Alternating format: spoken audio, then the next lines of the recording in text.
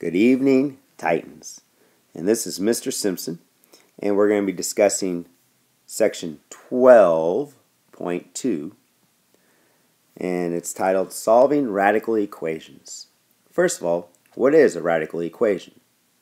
Well, it's an equation that contains a radical expression with a variable in a radicand. This is a radical expression, but it does not contain a variable underneath the radical. But these both contain variables underneath the radicals, which would make them a radical expression containing a variable. Let's first discuss inverse operations. How would you solve the following equation?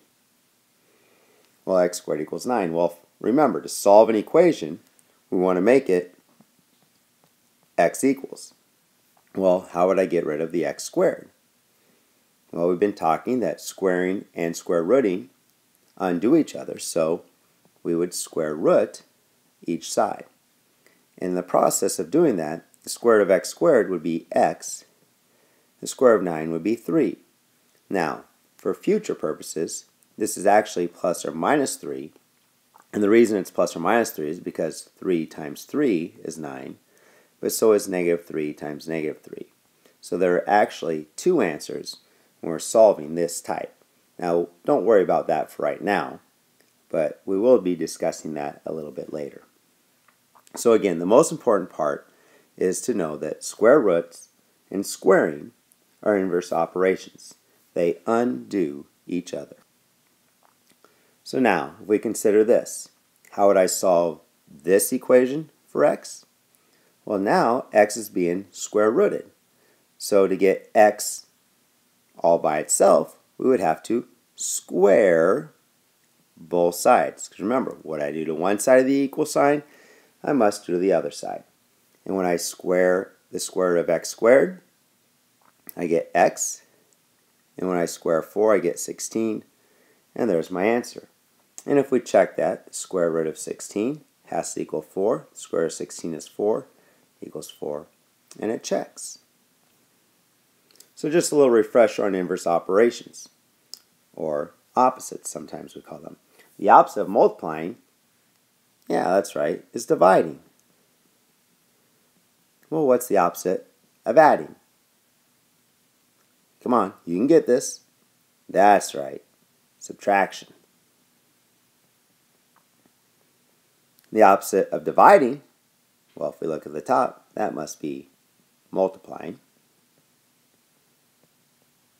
The opposite of subtraction, that's right again, we add.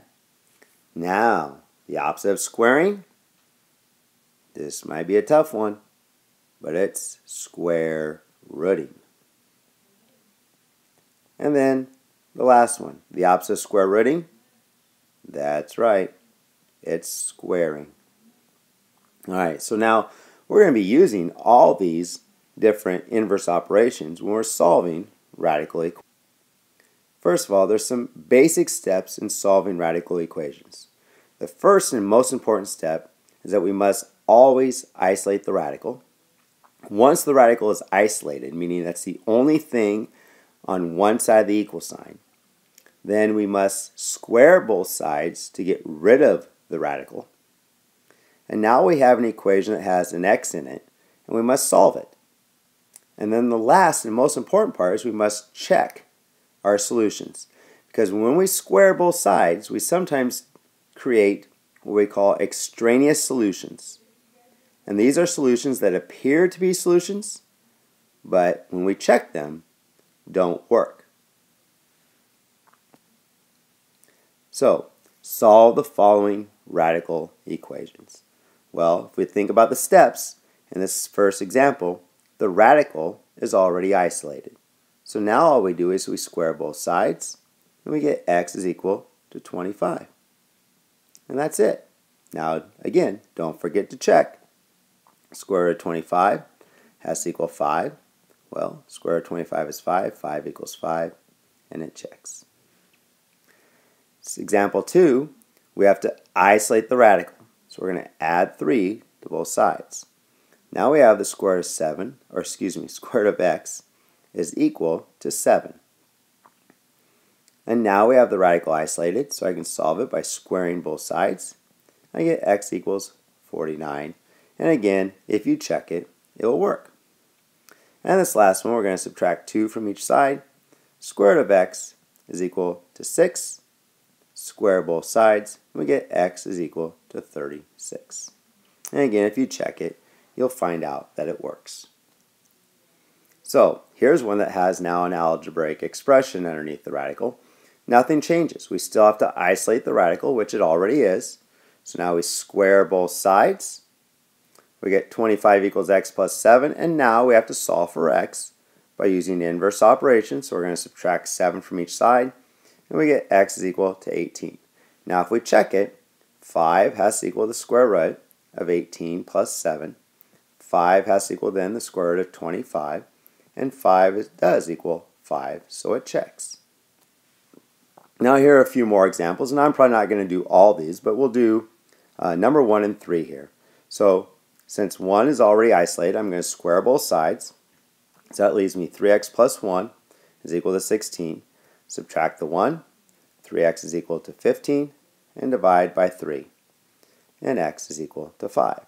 And again, if I check that, 3 times 5 plus 1. Well, 3 times 5 is 15, plus 1 is 16. The square of 16 is 4, and it checks. Now on number 3, again, the first thing we must do is isolate the radical.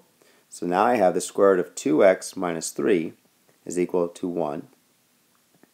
And now square both sides because it's isolated, so I get 2x minus 3, and 1 squared, remember, is just 1.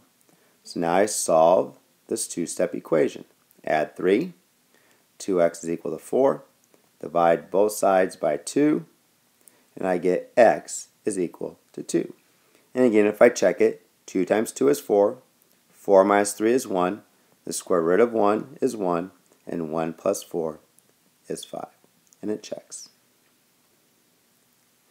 So again here, we want to isolate the radical first. So we're going to add 15.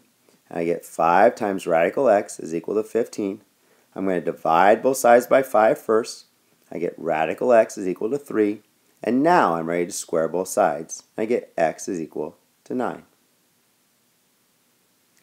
On this last example here, on this page, since there's two radicals, and they're both on each side, and there's nothing else outside of the radicals, I can just square both sides right away. And I get x plus 3 is equal to 3x minus 5. And now it's just a multi-step equation. Subtract 3x from each side. Negative 2x plus 3 is equal to a negative 5. Subtract 3 from each side. Now I have negative 2x is equal to a negative 8. Divide both sides by a negative 2. I get x is equal to 4. And again, if I check my answer, you'll see that it works.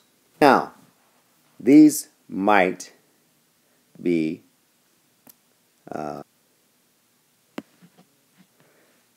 let's see. All right. Well, for some reason, I lost a slide here. And so here, I'm going to do an example here when it's equal to x. So if I have x, the square root of x plus 6 is equal to x. And I want to solve this. Well, now, I still have the radical isolated, so I square both sides, which now gives me x plus 6 is equal to x squared. Well, now this is different because now we have a quadratic. And remember, to solve quadratics, we must set it equal to 0. So I'm going to have to subtract x from each side, subtract 6 from each side, to make it 0 equals x squared minus x minus 6. And now I have to solve by factoring. And again, x minus 3 times x plus 2. Then remember, I have to set each of those factors equal to 0 to solve. And I get x is 3 or x is a negative 2. And now I check this. Well, this is the tricky part. When I check this, I plug 3 in. Well, 3 plus 6 is 9. And the square root of 9, it has to equal 3. So 3 equals 3. And that checks. But now I got to plug in the negative 2. Well, negative 2 plus 6 is 4. And the square root of 4 then has to equal a negative 2. But since I'm asking for the positive square root, 2 does not equal a negative 2, so therefore x equals a negative 2 is an extraneous solution, which means we have to take that one away because it doesn't check. And our only real solution is x equals 3. Now, there's one other example that I was going to show you, but it's getting to be about a 10-minute video, and we can do the next one in class tomorrow.